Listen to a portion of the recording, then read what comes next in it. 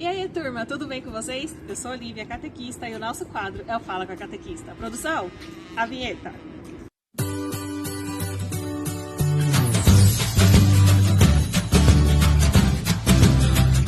Galera, hoje eu tô muito empolgada. Nosso Fala com a Catequista de hoje tem o quê? Convidada. Uma convidada muito especial que vem falar de um tema muito importante para essa semana agora. No próximo domingo nós vamos rezar, a nossa igreja nos convida a rezar dois santos muito top, cara. Sou muito fã deles.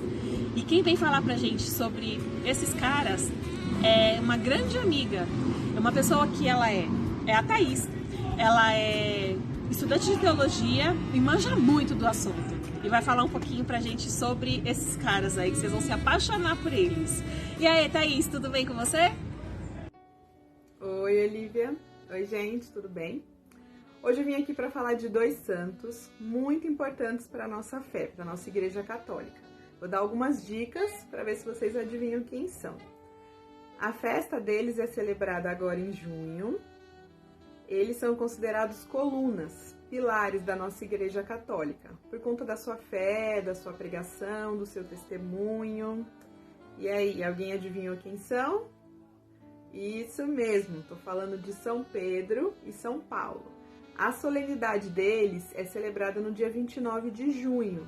Nós da Igreja Católica aqui do Brasil transferimos essa festa para o domingo mais próximo. Nesse dia, nós também celebramos o dia do Papa, porque Pedro foi o primeiro Papa, né? Ele foi escolhido por Jesus para comandar a nossa igreja. Ele comandou os cristãos durante os primeiros anos, né, do cristianismo, e o nome dele, na verdade, não era Pedro, era Simão. E ele era pescador. E Jesus convidou ele para ser discípulo, né, para ser apóstolo e para ser pescador de homens. Ele prontamente aceitou, seguiu Jesus, e Jesus começou a chamar ele de Cefas, que quer dizer pedra. E aí daí Pedro. Ele participou de muitos momentos importantes da vida de Jesus. Então ele estava presente na transfiguração. Ele fez uma das profissões de fé mais importantes, né? Quando Jesus perguntou, quem dizem os homens que eu sou? E ele respondeu, tu és o Messias, o Filho de Deus vivo. Mas também negou Jesus 3 vezes, quando Jesus foi preso. Também tinha medo muitas vezes, né? Eu tive a graça, eu falo assim, porque foi um presente, um sonho, de ir para Roma, há alguns anos atrás.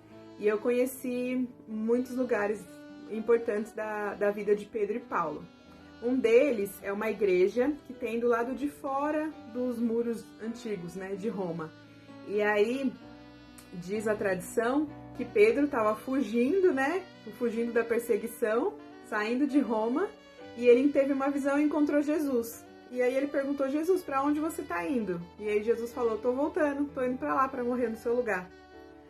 E aí, a partir daí, ele voltou, e aí continuou em Roma, foi preso várias vezes, mas não desistiu, continuou pregando o evangelho, até que ele foi condenado à morte de cruz também, assim como Jesus. Mas ele não se achou digno de morrer como Jesus, e ele pediu para ser crucificado de cabeça para baixo. Pois é. Paulo também não teve uma vida fácil, né? Para começar, ele já era do lado oposto do nosso. Então, Paulo, ele era um perseguidor de cristãos. E aí, um dia, acho que eu vou ler essa história, um pedacinho para vocês, para ficar mais fácil de vocês entenderem. Então, vou ler um pouquinho da Bíblia aqui, no livro de Atos dos Apóstolos, capítulo 9. Durante a viagem, quando já estava perto de Damasco, Saulo se viu repentinamente cercado por uma luz que vinha do céu. Caiu por terra e ouviu uma voz que lhe dizia, Saulo, Saulo, por que você me persegue? Saulo perguntou, quem és tu, Senhor? A voz respondeu, eu sou Jesus, a quem você está perseguindo. Agora levante-se, entre na cidade e aí dirão o que você deve fazer. Os homens que acompanhavam Saulo ficaram cheios de espanto, porque ouviam a voz, mas não viam ninguém. Saulo se levantou do chão e abriu os olhos, mas não conseguia enxergar. Então o pegaram pela mão e o levaram para Damasco. E Saulo ficou 3 dias sem poder enxergar e nem comeu, nem bebeu nada. Então esse é só um trechinho da história. Depois leiam o capítulo 9 inteiro de Atos, que aí vocês vão entender melhor como que foi esse processo da conversão de Paulo. É muito interessante. Depois disso, Paulo conheceu Ananias, que era um discípulo de Jesus que vivia em Damasco, né, que ele estava indo perseguir. Conviveu alguns dias ali, foi batizado e logo já estava pregando. Foi um grande missionário, ele fundou várias comunidades cristãs. E aí, quando ele não conseguia ir pessoalmente nessas comunidades, ele escrevia cartas para elas. E aí que a gente tem na Bíblia, primeira carta de São Paulo aos Coríntios, carta de São Paulo aos Romanos, né? E aí ele escrevia evangelizando e dizendo como que essas comunidades deveriam agir frente a algumas coisas. E tudo isso é utilizado pra gente até hoje, é muito válido porque tá na Bíblia, né? No fim da sua vida, Paulo foi decapitado, né? Ele foi condenado a morrer cortando a cabeça. Por quê? Ele também poderia ser crucificado, mas ele era um cidadão de Roma, ele era romano. E aí ele conseguiu o direito de morrer de uma forma menos cruel. E também lá em Roma tem uma capela que chama Tre Fontane, né? Que é a Capela das Três Fontes, que também diz a tradição que quando Paulo morreu, a cabeça dele saiu rolando e bateu em 3 locais. E nesses locais nasceram essas fontes de água que brota até hoje. A gente pode visitar lá em Roma, é um lugar bem interessante também. Então, como vocês viram, eles são grandes santos da nossa igreja, mas não eram nada perfeitos, né? Tinham medo, mas a fé deles foi mais forte, né? A vontade deles de seguir Jesus foi maior. E aí eles se tornaram, como eu já disse, esses pilares da nossa fé. E isso também não pode acontecer com a gente hoje em dia?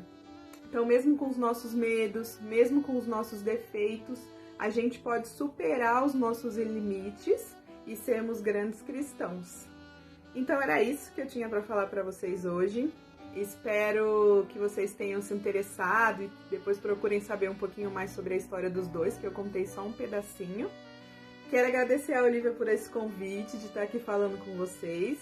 Ela sabe que eu sou meio, como é que fala hoje em dia? Meio cringe. Não sou muito fã de gravar esses vídeos, mas esses 2 santos são muito importantes para nós duas, para nossa amizade. Então ela me chamou para estar aqui com vocês. Obrigada por tudo, obrigada por me ouvirem. Beijos, fiquem com Deus. Gente, eu não falei pra vocês que eram 2 caras top, São Pedro e São Paulo, meu. Não tem como não se apaixonar.